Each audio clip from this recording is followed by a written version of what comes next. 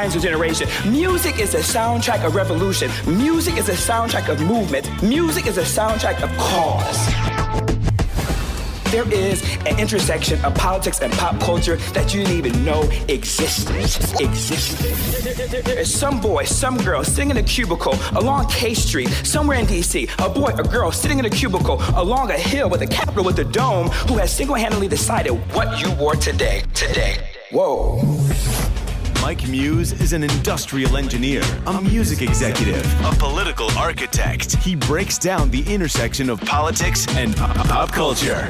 This is the Mike Muse Show. What's up, world? It's your boy, Mike Muse. Happy Saturday to you all. I hope you guys had an awesome week.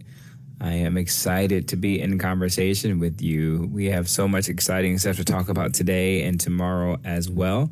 I'm excited to be in conversation later on in this show with Jarrell Jerome, the star of the new movie Unstoppable. He's returning guest to the Mike Muse Show. We've had him before. Phenomenal actor when he did I'm a Virgo. You guys had a good time enjoying his conversation, and so I'm really looking forward to bringing him back into it. But listen, you know what I just want to jump right in and unpack immediately is this TikTok situation. You know how I stand on TikTok. I am very, very disappointed in the way that the Supreme Court has upheld this ban. And also, too, that means I'm just frustrated with the Congress in the way that Congress has created this law. It just shows a glaring unawareness of how technology works, but more importantly, was it really about national security, or was this Congress's way saying they're activating on tech and tech policy in order to, calm America down with their fear of artificial intelligence, but without having done any regulations around artificial intelligence. The real national security threat is actually deep fakes. And also, too, it's about what other guardrails can we put in place to ensure that artificial intelligence, doesn't do harm.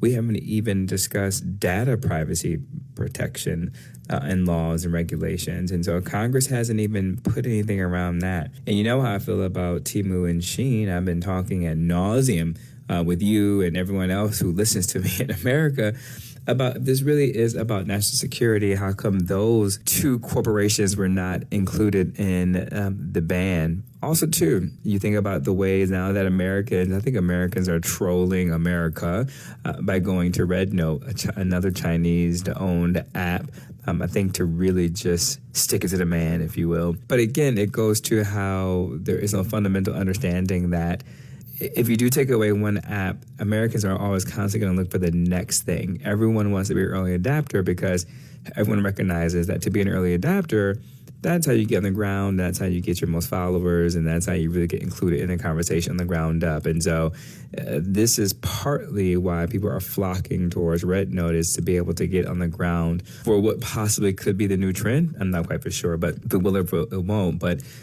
that is at least the mindset around the groupthink of when Americans, are seeking new apps and to be first in, to be first adapters. And then you see this idea of, where President Biden has signaled that, he won't enforce it and won't do the penalties. And President-elect Trump has mentioned, too, the fact that he is looking to do some executive orders on the back end. Just to let you know that this really wasn't about national security. Because it's about national security, you would hear President Biden more forcefully coming out and said that this ban would be implemented and executed immediately versus willing to put a hold on some of the laws that trigger any forms of violation in payments.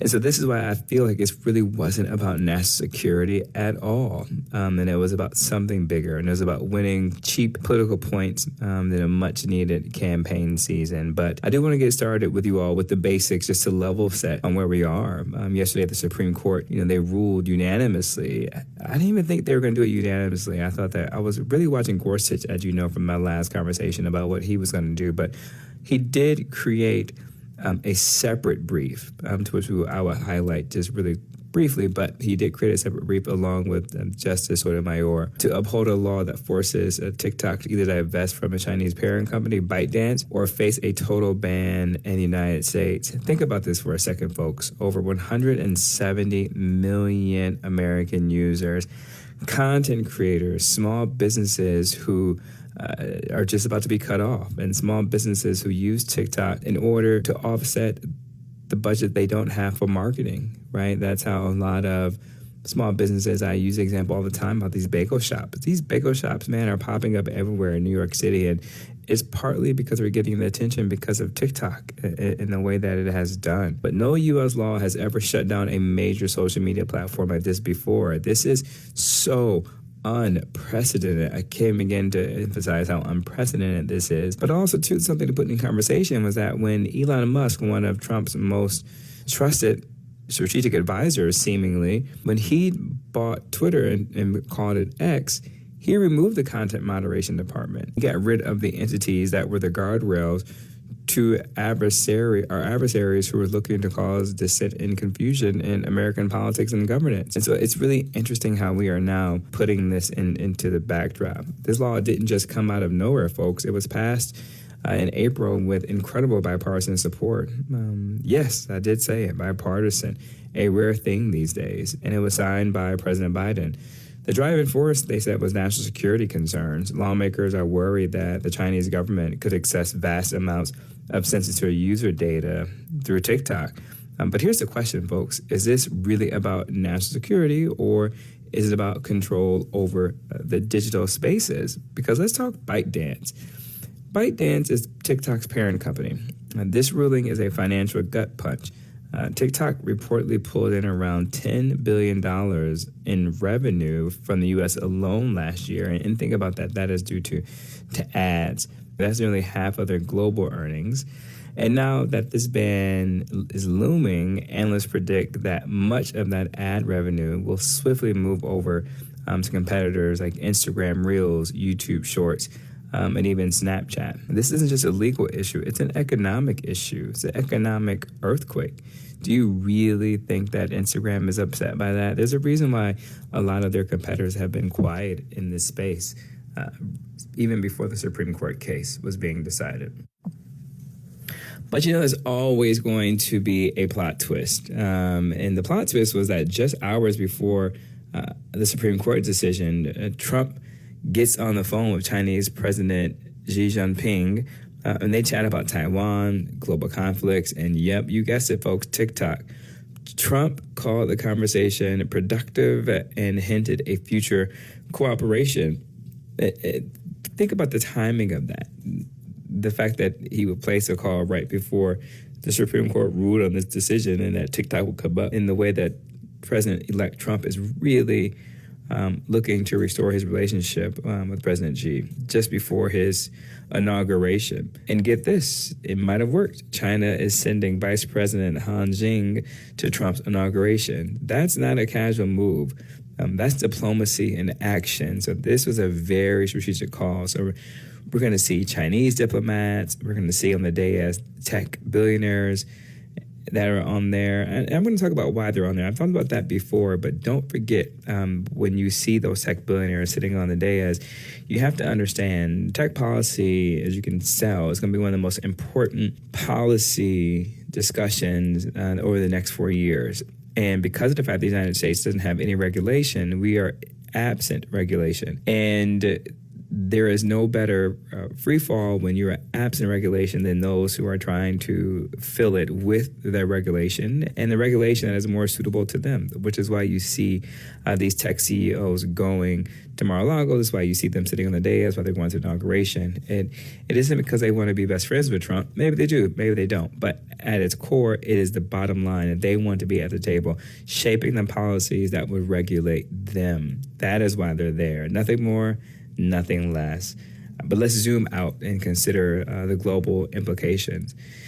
Folks, China has already expressed opposition to ByteDance selling TikTok. And that's because it isn't just a social media app. It's about technological dominance, data sovereignty, and a power struggle between two global superpowers.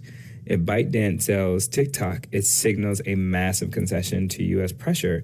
But if it refuses, it risks losing one of the most profitable markets. Also, the challenge that TikTok is going to have with having to be sold, China has implemented a policy in the 90s that said that no export of Chinese technological products can be sold. The Chinese government implemented that position to include software, so like artificial intelligence and machine learning. That is now not just physical products, but actually like it's software. So it's included in this rule, I guess, rule that says that you cannot export any of Chinese products. So that's going to be the challenge that they're going to be faced with in terms of how do you solve for this. And let's not overlook the precedent this sets. Other countries are watching. If the U.S. can force divestitures on national security grounds, what's stopping other governments from doing the same? This could spark a global trend of tech protectionism, fragmenting the internet even further. Now, let's zoom in on Trump. Here's a man who tried to ban TikTok during his first term, and now he's talking about saving it. In fact, TikTok CEO Chu publicly thanked Trump in a video, praising him for supporting the efforts to stay in the United States. Chu's funny. Chu even highlighted how Trump himself has used TikTok to connect with voters, racking up over 60 billion views. Trump is playing chess here, folks, not checkers. I've been saying all week that Trump is really playing chess, even with his nominees that he's put forward, and also too with the replacement of Senator Marco Rubio with Ashley Moore, Attorney General Ashley Moore, who is now about to replace Marco Rubio for his Senate seat if he is confirmed as Secretary of State, which more than likely he will be confirmed. I've been really watching how they're putting these pieces on the chessboard, and when you remove emotion, or no matter how you feel about President Trump and this administration, they are definitely much more seasoned than they were coming in for his first term, and they are focused. And so it is fascinating to watch this game being played out. So this is definitely a game of chess that we're seeing. And then there's the Biden administration who's really focusing on his legacy too in these last remaining days and hours of his presidency, which he has quietly passed the baton to Trump for enforcing this ban.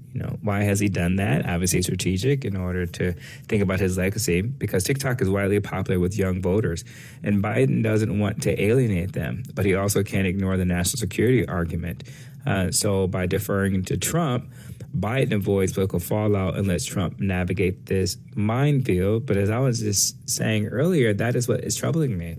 If this really truly is about national security and is like one of the greatest existential threats to the United States, then the enforcement would begin immediately on the 19th instead of passing the buck, which makes me feel like this was never about national security, but something else. But let's unpack the potential scenarios. What if Trump delays enforcement with an executive order? Legal experts say that might not hold water. And what if ByteDance refuses to sell? Again, then we face the first major social media blackout in U.S. history. TikTok users, many of whom rely on the platform for income, would have to migrate to other apps. We're talking Red Note people, fundamentally reshaping the creator economy and, again, trolling America. I don't think that we understand the depth and how far this can go. And if ByteDance does decide to sell, who's going to buy TikTok? Elon Musk? If Elon Musk buys it, then you talking about someone who controls media and what Americans will be able to see. There is no content moderation, as Elon Musk has always wanted something to be at the town square. How much content would be manipulated to favor what Elon Musk wants, right? But again, that goes to what the fundamental threat that was discussed about TikTok. And then you also hear names like Kevin O'Leary. The politics of potential buyers add another layer of complexity. Would China even allow such a sale Absolutely not. We talked about this previously. And let's not forget the user base. Over 170 million Americans. Once again, I want to keep tripling down on that number. 170 million Americans use TikTok. If it goes dark, do they continue to find these other platforms that they use? And this is also too about U.S.-China relations, digital sovereignty and how governments regulate the digital public square. Are we protecting national security or stifling innovation? And can diplomacy really untangle this? Particularly when people who are responsible for democracy don't understand how technology works. This TikTok saga is a living case study in how politics, economics, and culture intersect. Truly, folks, this is about power and who has it and who wants it and who controls the narrative, which is what I'm concerned about, is who is controlling the narrative. Because if Elon Musk was to buy to TikTok, is he controlling the social narrative that we see? Is it Congress that's controlling the narrative? And when do you take and give back the power to the users? But again, if there is such grave concerns, I think the federal government needs to be more forthcoming with the users to let the users understand what are the consequences of it, in particular as these users are going over to RedNote and other Chinese-based applications. And so I think now is the time to be as transparent as possible. Definitely going to be watching this closely as these days unfold. And by days, i.e. tomorrow, the 19th, when it's scheduled to stay. But look, with that being said, it's going to be so much more to unpack. I cannot wait to unpack this throughout the year, because this isn't going to end quietly come tomorrow. But stay right there, folks. On the other side, I have Jarrell Jerome for an exciting conversation I'm excited to talk with him about. I enjoyed this movie Unstoppable so much. I can't wait to unpack that with him on the other side. So listen, go grab some coffee, something to sip on, something to eat on, and we'll come back right on the other side.